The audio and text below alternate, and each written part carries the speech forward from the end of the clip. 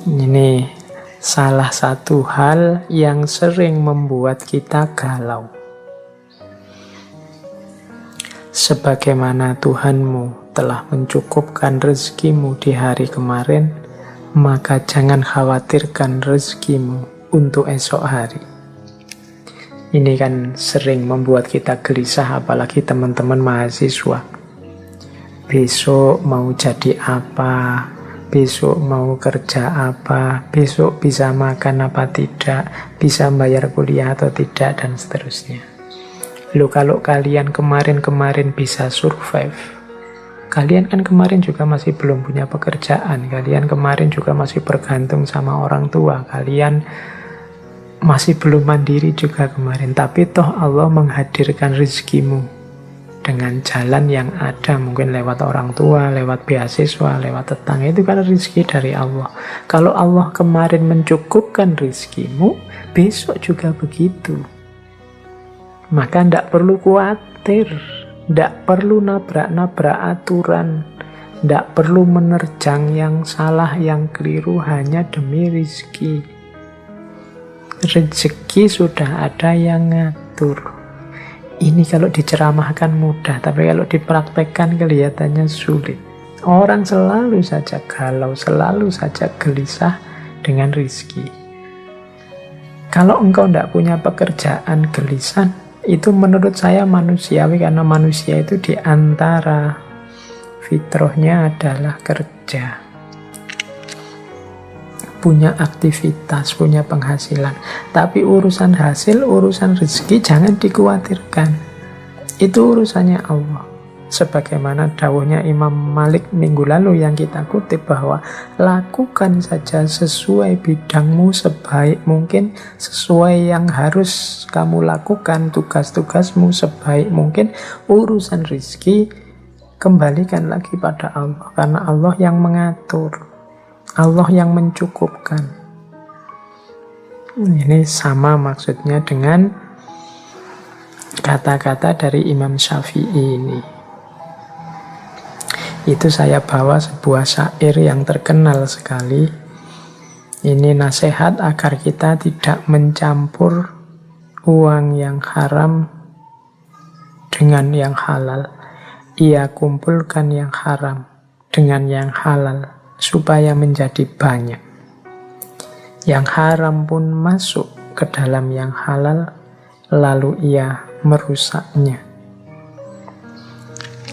Oke, ini ada cerita di balik syair ini. Jadi satu ketika ada seseorang yang menghadap ke Imam Syafi'i.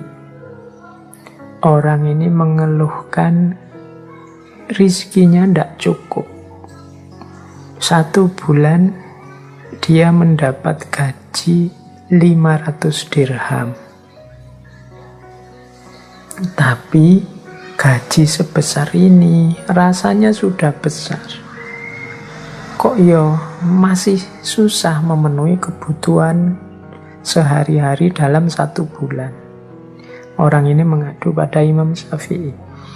Nah, nasihatnya Imam Syafi'i agak aneh. Katanya Imam Syafi'i, oke, bulan depan kamu mintalah gajimu diturunkan menjadi 400 dirham saja. Oh, ini aneh ya, orang merasa kekurangan kok gajinya tidak cukup malah diminta turun. Tapi karena yang meminta seorang ulama besar yang dekat dengan Allah, ya dituruti. Minta penurunan gaji. Bulan depan gajinya jadi 400 dirham.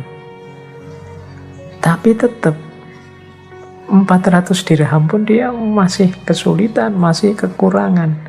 Menghadap lagi pada Imam Syafi'i. Terus katanya Imam Syafi'i, wah ini ada yang salah. Coba kamu minta turun lagi 300 dirham untuk bulan depan. Ini orang ini semakin heran, loh kok tambah turun? 500 rasanya kurang, 400 masih kurang, sekarang disuruh 300. Tidak apa-apalah, yang menyuruh beliau insya Allah ada hikmahnya, ada rahasianya. Diikuti. Minta diturunkan 300 dirham. 300. Nah, setelah 300 gajinya rasanya kok malah tenang. Rasanya ndak banyak lagi kebutuhan macam-macam, rasanya kok cukup dibuat apa saja dalam 1 bulan. Alhamdulillah. Padahal kemarin 500 rasanya ndak cukup, 400 rasanya ndak cukup, 300 kok rasanya malah cukup. Kembalilah dia menghadap pada Imam Syafi'i. Kok bisa sekarang saya merasa cukup gaji saya meskipun jatuhnya hanya 300. Nah, Imam Syafi'i terus memberitahu, wahai saudaraku, sebenarnya pekerjaan yang engkau lakukan itu memang layaknya gajinya hanya 300. Sehingga sisa yang 200 ini sifatnya kelebihan. Dan ini yang kecampur dalam gajimu yang halal. Sehingga membuatnya tidak barokah kalau dalam bahasa Islamnya. Karena tidak barokah, ya rasanya kurang terus. Rasanya ada saja kebutuhan-kebutuhan baru yang sehingga 500 ini tidak cukup.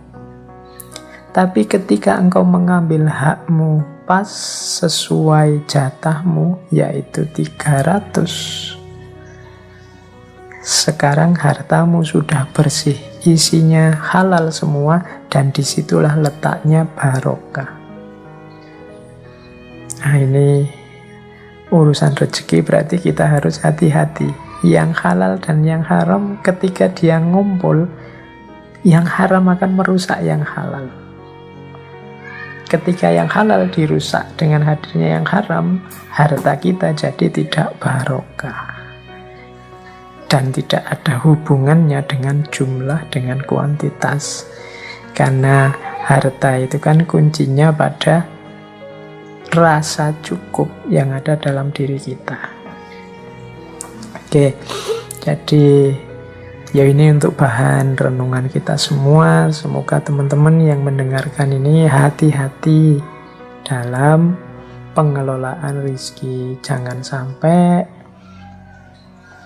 harta yang kita pegang tidak barokah atau kecampur-campur sehingga tidak barokah. Baik, teman-teman,